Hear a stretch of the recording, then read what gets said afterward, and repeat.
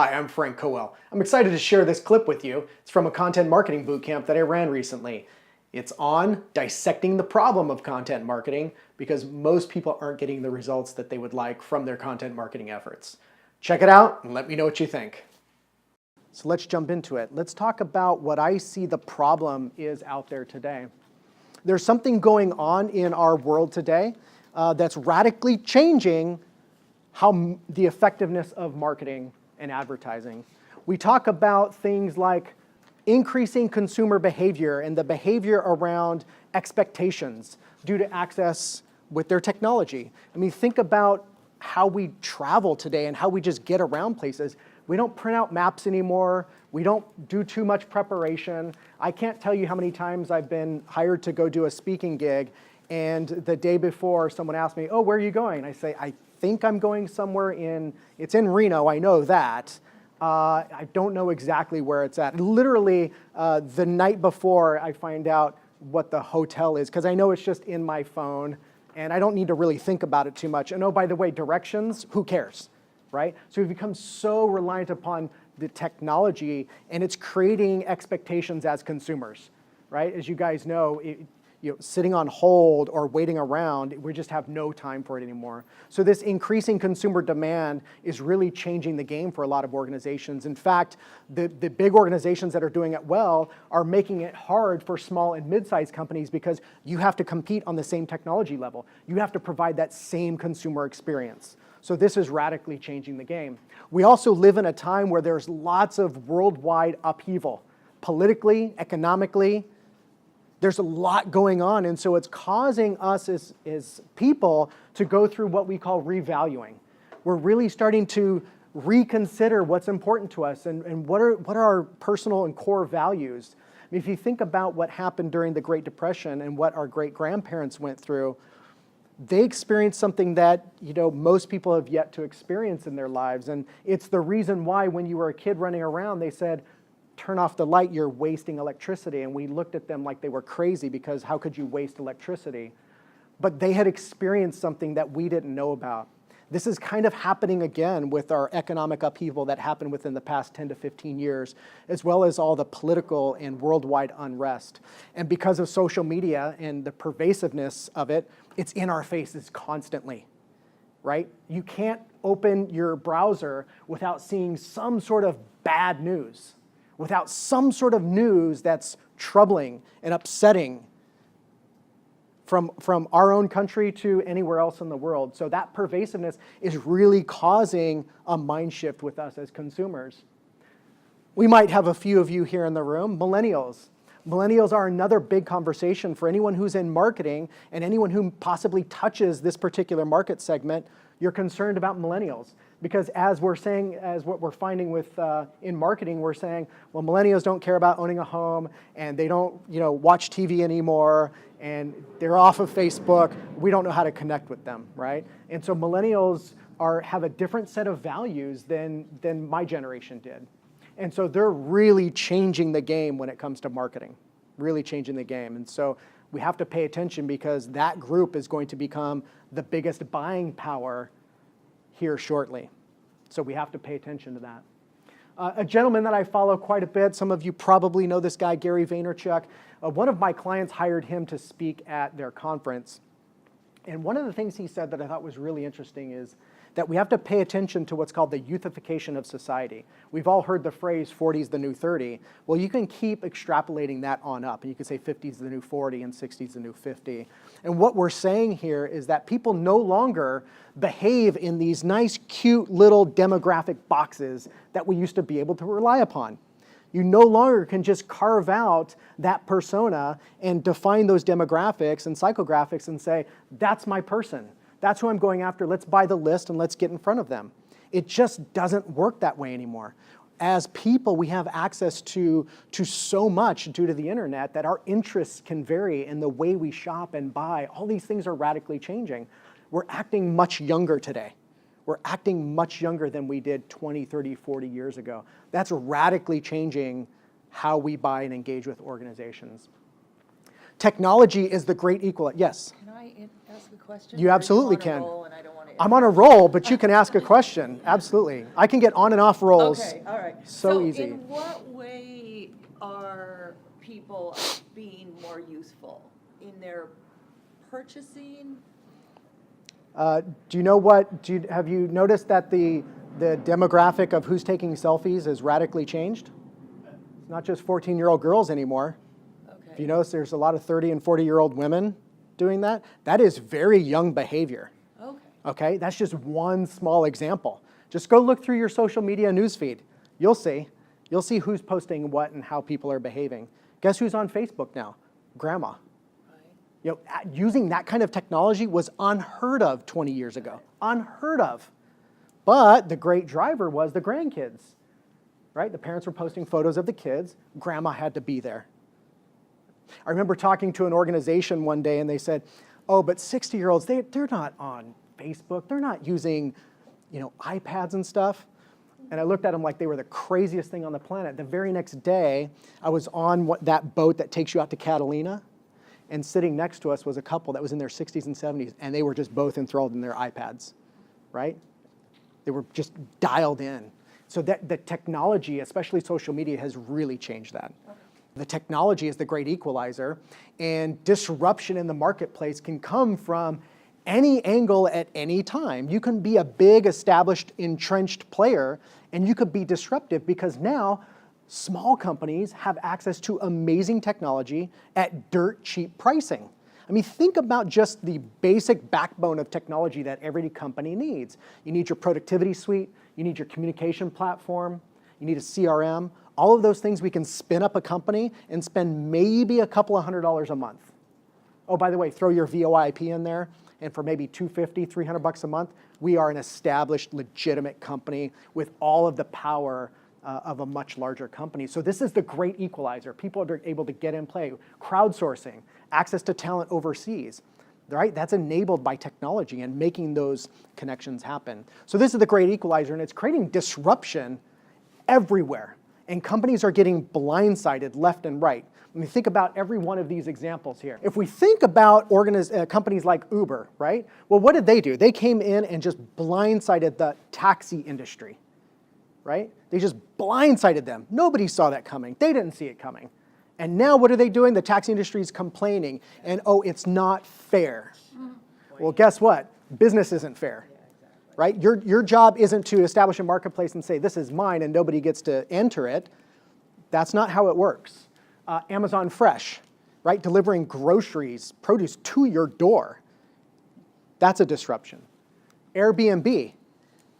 They own not one bed. They have no house cleaning crew. They don't own any sheets that they have to send out to Aramark for cleaning and all this other jazz. But yet they do more hospitality revenue than the largest hotel chain. Cool. That's insane. I love that. That's insane, right? And it's disrupting the marketplace so much, you have big established brands figuring out how they can get into that business and they can get into that game. Right? You have brands thinking, how can we partner with homeowners to make those homes W-branded home rentals, right? And things of that nature. BMW is considering, you need a BMW, you don't buy one, you just go get one for the day. Because they're seeing the power of this kind of utilization of the crowd. So these kinds of things are blindsiding established industries, and that's because of technology and how it's changing the game. So we have to pay attention to this. And all of this is causing us to change how we go about doing our marketing. And a lot of this is resulting in this, guys. I want you guys to know, when you're doing marketing, you're not catering to people who really want to hear from you and really want to, like, tell me how awesome your brand is. Like, oh my gosh, your company's so great. Nobody cares about your marketing advertising. Remember that. If you're in marketing, I want you to tattoo that on you. Nobody cares about our marketing and advertising. They don't wake up to find out what new product you've launched and how great the new website is. They don't care. And especially when we combine everything that we just talked about, they really don't care. Also, nobody believes us when we say, but we're better. Or if we say, you know what, we're about relationships. We're about relationships, and that's why people, great. People don't choose you based on that. They stay with you because of that. Remember that. Don't use the relationship thing as your feature and benefit into the marketplace. They stay with you because of relationship. They don't buy from you because of relationship because they don't have it yet and they don't understand the value of it. Okay? So nobody believes you when you say, oh, but we're better. And so all of this means as our traditional advertising and marketing is becoming less and less effective. Think about all of the ad blocking technologies that are out there today. I read an article just this week that said it's estimated that 1 out of 5 mobile users is now blocking ads on their mobile device. And it's causing major upheaval in people who do a lot of mobile advertising spend, because now they have no idea if their advertising is effective or not. They have no idea. When you combine a lot of accidental clicks, anybody ever do that with your phone? Because now it's touch, there's no tactile button press. You combine that with a lot of accidental clicks, now people are really just at a loss as to what they're doing with their mobile advertising spend. And buyers are now more in control than ever. And we're going to talk a lot about that today. We're going to talk about how as buyers go through their journey, they're completely in control, not you. Buyers are completely in control. So this is another fact that we have to acknowledge. And they have more options than they've ever had, right? I mean, think about what your business does, your organization does, and how many options the marketplace has to provide what you offer. And so they have more options than necessary. I've talked about the buyer's journey for a few minutes, and we're going to actually dissect that today with your specific buyers. But generally speaking, let's go through a high-level overview of what the buyer's journey is at a high level. If this is time, let's use my pointer. If this is time, and this is their need, then this is the point at which they're going to buy, right? So over the course of time, their need increases to a point at which they buy and the need goes away. Make sense? We got that? We're on the same page? So this is the area in which you want to do your advertising and marketing, right? Because if we do it here, they don't need us, and they won't need us for a while. And depending on your product, they may not need you for a long while. Okay? In that phase leading up to it, you have people that are unaware, which means they don't yet know they have a problem. They don't yet know they might need what you have to offer. You follow me? There's a whole period of time where they just have no idea of their potential need. And then you come to a period of time where they start to become aware of their need, and then they start thinking about solving that need and spending money to solve it. Okay?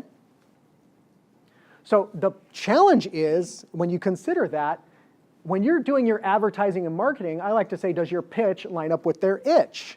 So if your advertising and marketing is here, what do you think is going to happen?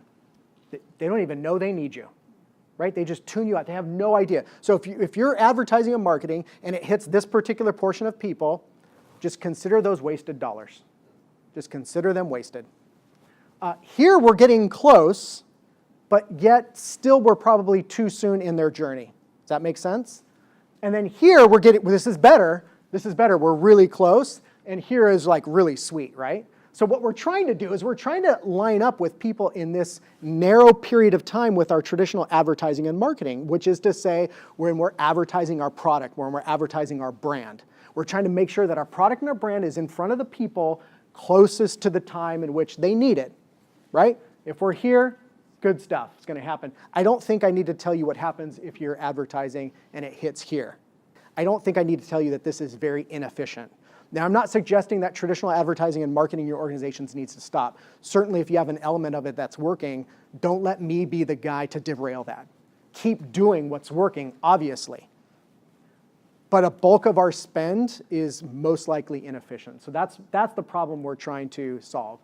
Because you're looking for people, though, who are in the rare, ready, soon buying mode. And here's the bigger problem.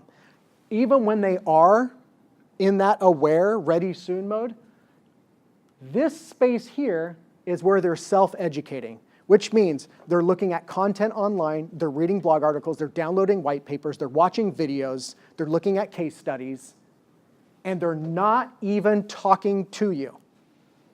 It used to be, years ago, before pre-internet, that people would engage vendors and organizations much earlier on in the journey, right? They would, let's go back. They would talk to you in here. Now they don't want to talk to you, right? Anybody experiencing this?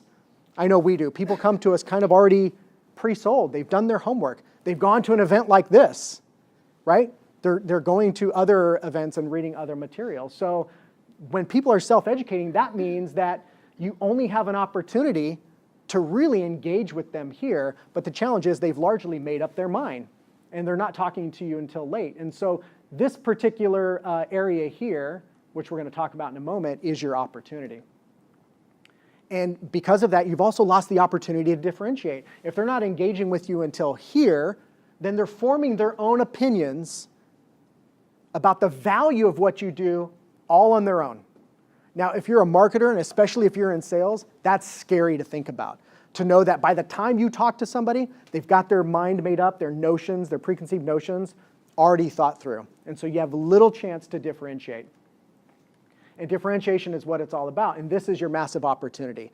And this is why content marketing is so important today, because it's your chance to get in front of people and engage them while they're self-educating, because they will not be talking to you. And that's why content is so huge today, and why every organization needs to be engaging in content marketing. Again, not suggesting you just completely ditch your traditional marketing advertising, and there's certainly a need to advertise for those ready soon buyers and a certain amount of awareness advertising. I think that can be really effective to help support and build your brand in the marketplace. But the bulk of your marketing spend needs to be based on engaging people in this area here in an effective way, in ways that can scale. Thanks for watching. Again, let me know what you think in the comments below.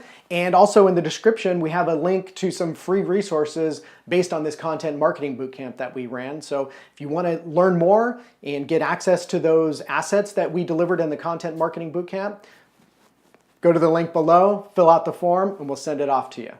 Thanks again.